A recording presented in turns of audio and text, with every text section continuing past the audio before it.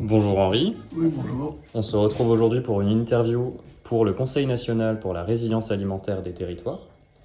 Donc vous êtes Henri Van Rumbeek, vous êtes docteur vétérinaire, consultant international pour la maîtrise de la qualité et de la sécurité des aliments, c'est bien ça? C'est bien ça. D'accord, donc on va commencer l'interview si ça vous va. Alors, première question, pour vous, qu'est-ce que la résilience alimentaire? Ça, c'est la résilience. Déjà, la résilience, c'est un mot à la mode, hein. C'est un mot qui est à la mode, il est un peu partout. Au départ c'est la résistance d'un métal, je crois, par rapport à des chocs. Puis après, en résilience alimentaire, en fait, c'est à la fois l'idée, à mon avis, hein, l'idée de la réflexion pour garantir un aliment. Donc là, on est dans la sécurité alimentaire, mais dans le sens anglais de food security, c'est-à-dire l'accès. Et la deuxième chose, un aliment sain, puisqu'on raisonne en aliment sain, et là, on est dans la sécurité alimentaire, dans le sens de food safety en anglais. Et par rapport, en fait, aux modifications de l'environnement. Alors pas l'environnement au sens du climat, tout l'environnement, la guerre en Ukraine, les problèmes de marché, les problèmes d'approvisionnement, les problèmes de prix, je pense que c'est important aussi, et les transports. Et là, je crois que entre les différentes crises alimentaires, la crise d'Ukraine, le Covid, etc., on s'aperçoit qu'à un moment donné, on fait la queue dans les magasins. Donc je pense que c'est un peu cette idée-là, mais c'est plus une réflexion en long terme. En plus, en exploitant, à mon avis, en exploitant les crises antérieures, quoi. Oui, franchement, vous touchez du doigt ce que c'est, dans le sens où vous avez intuité la notion de résistance par rapport aux crises, c'est-à-dire la capacité du système à continuer à produire soit en se réadaptant lui-même, soit en demeurant parfaitement intact par rapport aux crises. Et donc oui, on a tous ces différents enjeux que vous avez déjà mentionnés. Donc à l'origine, vous êtes docteur vétérinaire. Pour quelles raisons avez-vous orienté votre activité vers le contrôle de la qualité et de la sécurité des denrées alimentaires? Disons que j'ai du mal à tenir en place. Donc, en tant que vétérinaire, j'ai soigné des animaux, des chiens, des chats, des perroquets, des serpents, même des dauphins une fois, des éléphants, enfin, il y a eu un peu de tout. Des vaches surtout aussi, et des cochons, enfin un peu de tout, quoi. Et bon, j'ai eu beaucoup de plaisir. Et donc, quand on est étudiant, et après, surtout quand on est étudiant, on fait des remplacements ou des aides des vétérinaires.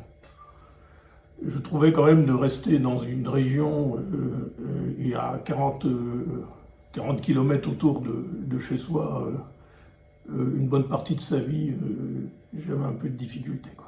Oui, donc vous aviez besoin de Donc bouger. moi j'ai besoin de bouger. J'avais pensé à d'autres choses, d'ailleurs c'était très amusant. À un moment j'avais pensé, au début des études, j'ai dit tiens, mais éventuellement je serais bien vétérinaire d'un cirque. Comme ça je ferais le clown. Ce serait Je itinérant. ferais le clown éventuellement, parce que je suis pas très acrobate. Je ferais éventuellement le clown et puis je vais trouver que c'était marrant la vie de saltimbanque, etc. Donc en fait je me suis orienté assez vite, hein, à l'occasion d'ailleurs d'interviews pour des recrutements. Donc j'ai eu trois orientations en fait. Une c'était pour un laboratoire d'analyse alimentaire. Le deuxième c'était pour une industrie pharmaceutique, parce que l'industrie m'intéressait. Et le troisième, alors ça c'est quelque chose qui était assez marrant, c'était développer en France l'inovulation. Alors je vous parle ça des années 60, c'était en 78, en 80 quoi, à peu près, les années 80, même avant, hein, 78, 79. Ça n'existait pas en France, et donc c'était développé ce qu'on appelle l'inovulation, c'est-à-dire le bébé éprouvette des vaches, quoi, qui est maintenant une technique qui est utilisée chez tous les animaux, mais avec des implants d'embryons, quoi. Mais à l'époque, ça n'existait pas. Donc il y avait une coopérative qui recrutait un jeune vétérinaire pour faire ça. J'avais un peu hésité. Mon père, qui était ingénieur des eaux et forêts, qui était agronome, lui m'avait dit fais ça, c'est marrant, quoi. Mais bon, du coup, j'ai préféré rentrer dans l'activité de laboratoire où on faisait en fait des analyses du conseil et de la formation sur la sécurité alimentaire. Voilà comment j'ai atterri. Je ne regrette pas parce que j'ai eu toute une activité professionnelle qui m'a permis d'énormément voyager, et ça c'était un grand plaisir, quoi. Et bien justement, cette bougeotte, on la retrouve dans votre parcours, parce que du coup, après avoir rejoint Bureau Veritas, vous avez créé Agréal International, dont vous avez été le président pendant presque 16 ans, si je ne m'abuse. Vous avez aussi étendu votre activité, je cite, en Europe, en Amérique du Sud et en Afrique essentiellement. Et en Asie, beaucoup. En Asie. Donc les enjeux de qualité et de sécurité des aliments doivent-ils forcément être pensés globalement? Quelle est la place du local et du commerce équitable dans tout ce processus très mondialisé? Alors le commerce équitable, il est essentiellement développé en international, hein, puisqu'en fait, quand vous achetez du café, le commerce équitable, il n'est pas fabriqué Oui, à c'est côté sûr. de chez vous. Donc de toute façon, ça s'est développé. Donc moi j'ai eu l'occasion de travailler sur le commerce équitable avec un grand groupe de distribution pour essayer de définir je dirais une politique par rapport au commerce équitable. Mais c'est une particularité le commerce équitable, mais ça se développe. Par contre, pourquoi c'est international? Tout simplement parce que j'ai beaucoup travaillé sur les marques distributeurs, avec les distributeurs. Donc on faisait les cahiers des charges, etc. Et on vérifiait en fait les origines des produits, etc. Bon, il faut savoir que dans un pâté, par exemple, dans un pâté de foie, j'avais 7 ou 8 pays. Donc les épices viennent d'Inde, l'ail vient du Chine, le foie vient de Hongrie, ou si c'est du foie de canard ou d'ailleurs. Donc en fait, on est d'emblée dans l'international. Et en fait, j'ai beaucoup développé, j'ai beaucoup voyagé pour aller en fait évaluer les usines qui produisaient pour les distributeurs, à la marque distributeur. Vous allez, vous achetez des produits à la marque Carrefour, Auchan, Casino, enfin vous avez toutes ces marques-là, et ces gens-là vont en fait demandent à quelqu'un d'agréer ces usines, de les visiter régulièrement, entre une fois par an et une fois tous les 3 ans, ça dépend. C'est souvent maintenant une fois par an, et pour voir s'ils ont la capacité de maîtriser la qualité et la sécurité alimentaire qu'ils attendent. Et les industriels font de même maintenant de plus en plus, puisque dans tous les systèmes, on a ce qu'on appelle une évaluation des fournisseurs qu'on va chercher. Donc on est automatiquement, je dirais actuellement sur le marché, on est automatiquement en international dans l'industrie alimentaire. Alors après, bien sûr, il y a ce qu'on appelle la proximité, où là, on est dans un autre domaine. D'ailleurs, j'ai beaucoup travaillé avec les artisans aussi, qui eux n'avaient pas beaucoup de papier. J'ai formé les boulangers, j'ai écrit les guides de bonne pratique de la boule pâte. Enfin, j'ai beaucoup travaillé avec les artisans charcutiers et tout ça. Et à l'époque, la réflexion, c'était que les systèmes qualité étaient basés sur ce qu'on appelle les enregistrements. C'est-à-dire qu'il faut noter tous les jours la température, noter ci, noter là, faire les contrôles en réception et tout ça. Et ça, bon, ça marchait 8 jours, 15 jours, 1 mois, 2 mois, et puis après, l'artisan avait autre chose à faire. Et moi, j'estimais, je leur disais, mais en fait, quand vous avez un artisan, un boucher, un charcutier, ou en fait, la qualité, c'est lui. C'est lui, c'est le bonhomme. Et c'est ce que maintenant les gens cherchent. Avec la crise de la viande, vous avez vu, les gens veulent avoir la tête de l'agriculteur quand ils achètent un morceau de viande. Donc il y a toute une recherche qui s'est développée, un travail qui s'est développé là-dessus, mais qui vient en fait d'une réflexion de l'Union européenne. Hein. Vous savez ce qu'on appelait le paquet hygiène, et surtout le 178-2002, c'est le numéro du règlement, qui a introduit une notion de traçabilité qui n'existait pas. Aux États-Unis, ça n'existe pas, la traçabilité. Je suis allé auditer au Canada, ils n'avaient pas de traçabilité, c'était du poisson surgelé, c'était du cendre, et ils me faisaient des traçabilités sur 1 mois. Alors que nous, on fait des traçabilités sur 1 jour ou 2-3 jours maximum. Donc c'est des notions qui n'ont pas. Alors que nous, c'est introduit dans l'Union européenne, et suite, bien entendu, aux 2 crises, la vache folle, et puis les crises sur la dioxine, etc. Mais c'est là qu'il a introduit cette notion de traçabilité. D'accord. Donc on a tout un amoncellement de données pour vérifier la qualité et surtout la sécurité de tout un système qui est dans un cadre très international. Pour revenir un peu sur le système agroalimentaire français, est-ce que vous considérez que sa sécurité est suffisante? Et sinon, quelles sont les principales menaces face à sa résilience-résistance? C'est-à-dire que la grande difficulté du métier de l'agroalimentaire, c'est on ne peut pas tout vérifier. À l'époque, il y a pas mal d'années, j'avais un très beau courrier de la FDA, la Food and Drug Administration des Américains, qui écrivait quand même que depuis 30 ans, ce qu'ils font, ça sert à rien, quoi. Puisqu'en fait, tout était basé sur de l'agrément de l'eau. En gros, vous expédiez un bateau de conserve, et ils prélèvent un certain nombre d'échantillons, et puis après, c'est bon ou c'est pas bon.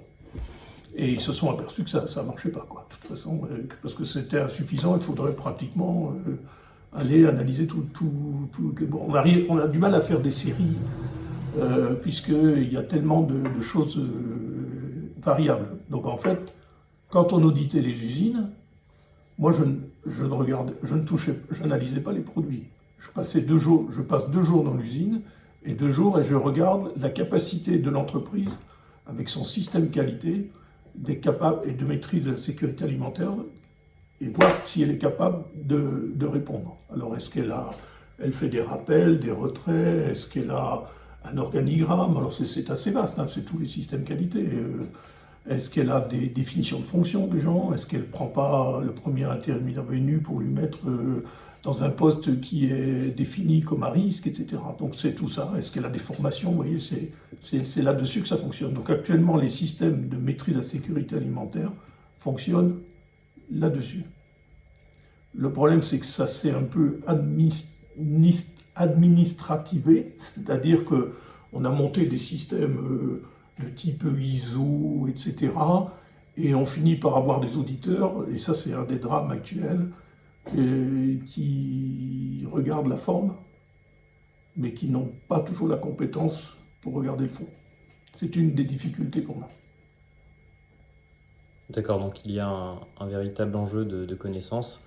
Et donc vous, dans votre profession, vous ne vous contentez pas d'analyser des produits, mais vous avez vraiment une vision très globale de l'organisation même de l'entreprise ou de tout service de production. Première exigence de tous les systèmes qualité, c'est la volonté de la direction. Est-ce que la direction a envie ou pas? Et maintenant, on va plus loin, les systèmes sont allés, est-ce que les troupes sont motivées? Et donc, on doit évaluer la motivation du personnel par rapport à la sécurité alimentaire. Mais en international, c'est très difficile. C'est très difficile parce qu'en fait, on n'a pas du tout le même état d'esprit.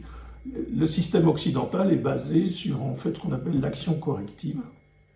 C'est-à-dire que vous faites une erreur, vous la notez, et vous cherchez la cause, et vous trouvez, et vous essayez de réparer, ou vous essayez que ça ne se renouvelle pas. Bon, ça va très bien au système occidental.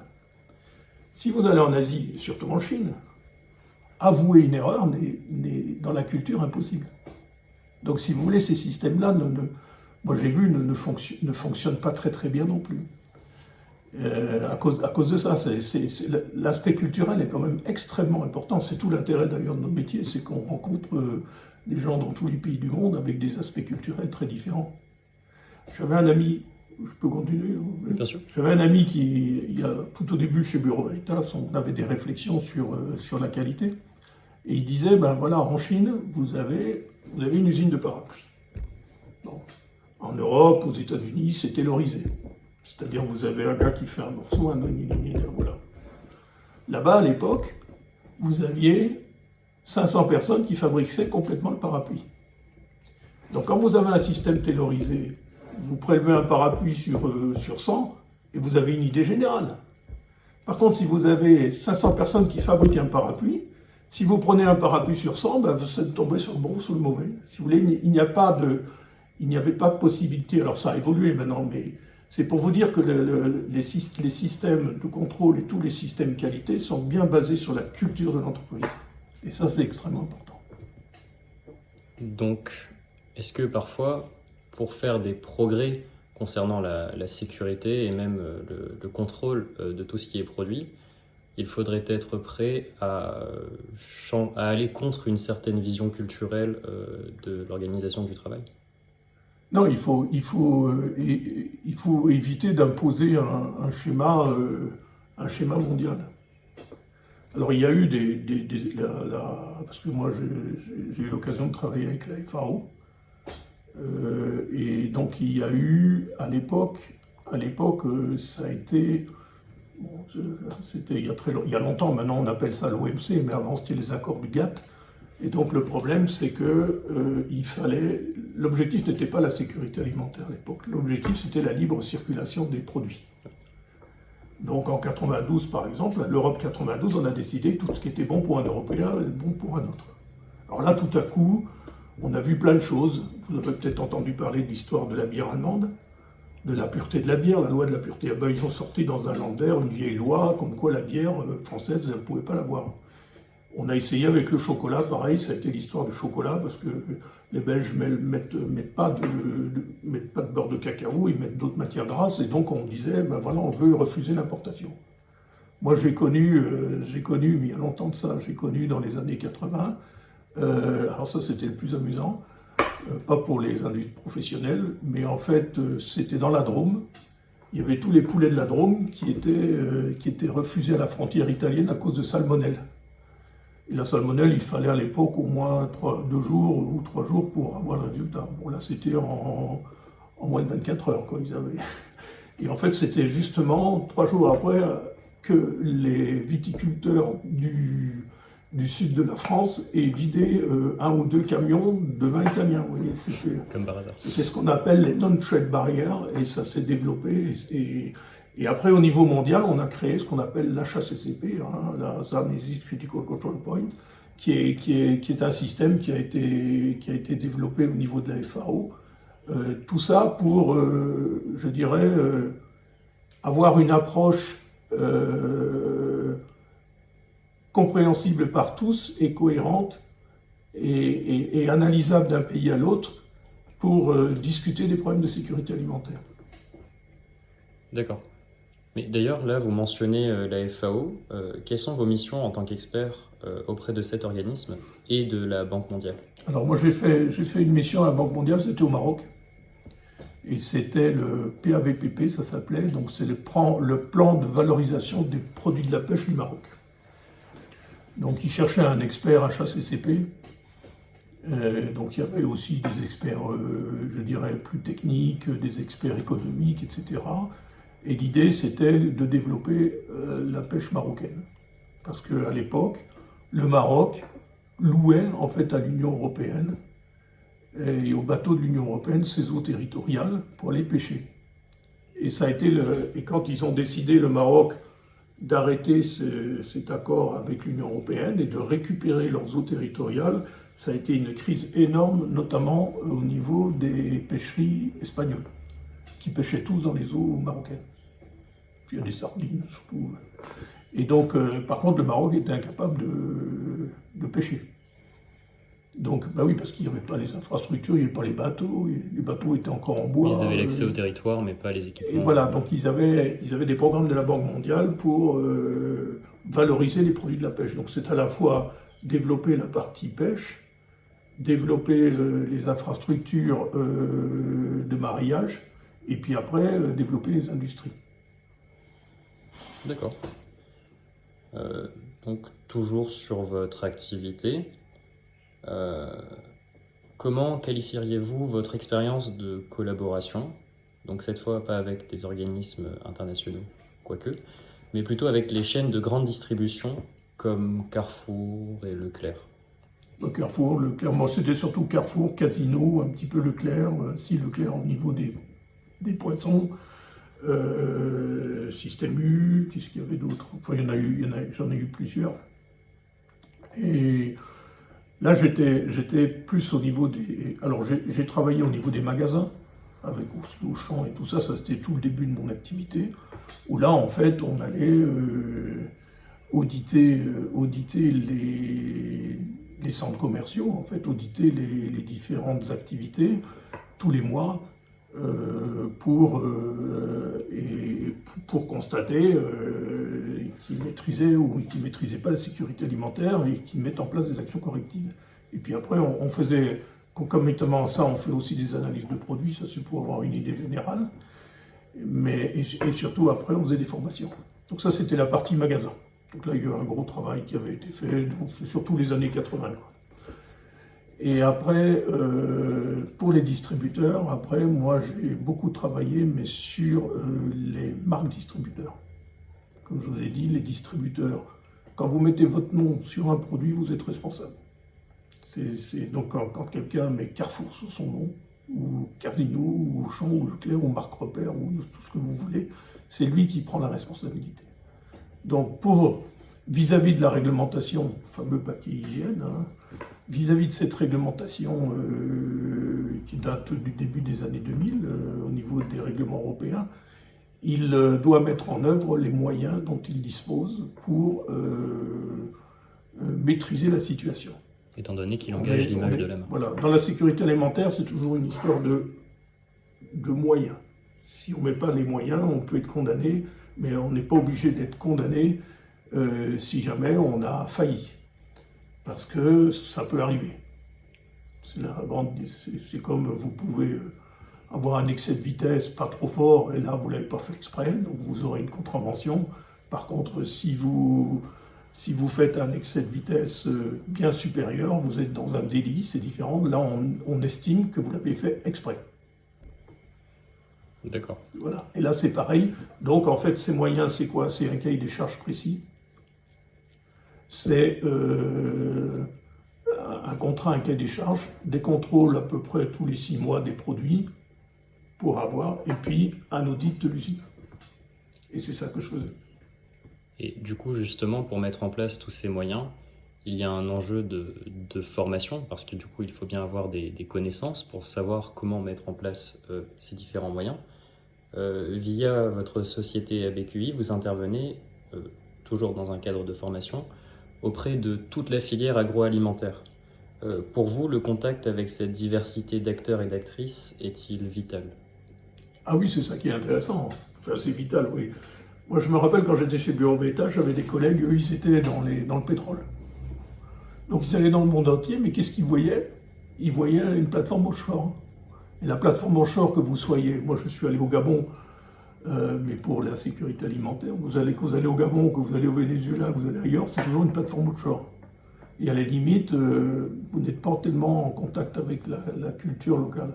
Alors que dans l'agroalimentaire, c'est ça qui est intéressant, c'est que l'agroalimentaire, il ne faut pas oublier que c'est juste après la grille. Hein. C'est donc le terroir, les agriculteurs, hein, et donc la culture même du pays, les agriculteurs ou les pêcheurs. Et donc on est dans des domaines qui sont très variés, et c'est ça qui est extrêmement intéressant. Et il y a des méthodes, bien sûr, qui sont générales, hein, qui sont normalisées, comme la HACCP, comme les normes ISO, comme les choses comme ça. Mais derrière, il y a des adaptations par rapport aux cultures locales qui sont très très importantes. Et donc pour adapter aux cultures locales, il faut bien avoir ce contact humain et culturel. C'est primordial. Et c'est tout l'intérêt de l'activité que j'ai eue, et c'est tout le plaisir que j'ai eu à voyager, parce que pratiquement une fois en un mois, je suis passé de Thaïlande à Shanghai en partant par le Pérou et en allant en Alaska, quoi, en gros, et le Nicaragua. Donc on est dans des mondes. Et en passant, j'étais à Marrakech, au Maroc, parce qu'on m'avait appelé d'urgence pour y aller. Donc c'est sûr qu'on voyageait beaucoup. Je vous dis pas le taux de carbone. Bon, à l'époque, on n'en parlait pas trop, mais au moins, il y avait une adaptation extrêmement intéressante. Parce qu'on a des façons de travailler, et surtout des façons de gérer une entreprise qui n'a rien à voir, que ce soit en Amérique latine, que ce soit en Asie, ou que ce soit en Afrique du Nord, ou que ce soit en Europe, même en Europe du Nord, hein, et aux États-Unis. C'est différent. L'approche humaine est extrêmement importante dans nos métiers. C'est ça qui est intéressant aussi. C'est pas seulement technique. Et justement, cette diffusion des méthodes et des connaissances, donc dans votre cas, dans le cadre de votre activité, elle passe par des voyages et autres, mais dans un contexte plus, plus populaire, on va dire, pensez-vous que tout le monde devrait être formé aux enjeux liés à la sécurité alimentaire et même à l'alimentation de manière générale? Ou même qu'il serait pertinent d'avoir des fresques de l'alimentation, comme actuellement on a des fresques du climat ou fresques de la biodiversité, c'est-à-dire des ateliers de formation qui permettent d'établir des liens de causalité entre les différents processus de la chaîne. Mais ça me paraît extrêmement intéressant. Et bon, je l'ai un peu vécu parce que quand on fait de la formation du personnel, il faut savoir qu'en industrie alimentaire, surtout en Europe, mais même au Maroc par exemple, ce sont des femmes. Et donc elles sont très motivées parce que la première question que je leur pose, est-ce que vous avez déjà connu une intoxication alimentaire? Déjà c'est parti, hein. Mon enfant de là-bas, un tel, tous les gens ont connu ça dans leur Donc, famille, ailleurs. Donc automatiquement, tous les gestes qu'on leur apprend, ça leur apprend les gestes chez eux. Et ils sont très demandeurs. Et c'est vrai que c'est dommage, à un moment j'avais pensé, mais le problème c'est le temps qui ne m'a pas permis de le faire, mais je me suis dit je vais faire un blog où je vais faire